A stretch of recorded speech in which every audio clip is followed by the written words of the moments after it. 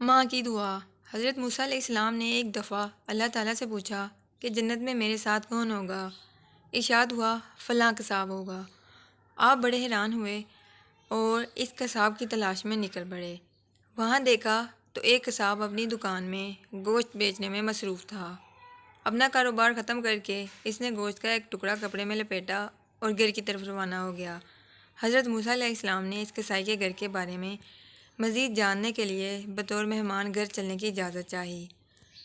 گھر پہنچ کر قصائی نے گوشت کو پکایا، پھر روٹی پکا کر اس کے ٹکڑے شوربے میں نرم کیے اور دوسرے کمرے میں چلا گیا، جہاں ایک نہایت کمزور بڑھیا پلنگ پر لیٹی ہوئی تھی۔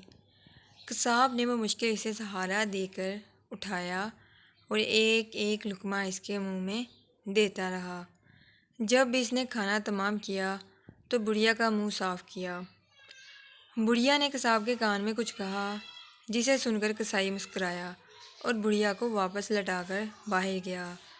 حضرت موسیٰ علیہ السلام جو یہ سب کچھ دیکھ رہے تھے، آپ نے قصاب سے پوچھا یہ عورت کون ہے اور اس نے تیرے کان میں کیا کہا جس پر تو مسکرا دیا؟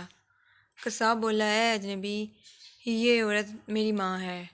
گھر پر آنے کے بعد میں سب سے پہلے اس کے کام کرتا ہوں اور یہ روز خوش ہو کر مجھے دعا دیتی ہے کہ اللہ تجھے جنت میں حضرت موسیٰ علیہ السلام کے ساتھ رکھے، جس پر میں مسکرا دیتا ہوں کہ بھلا میں کہاں اور موسیٰ کلیم اللہ کہاں۔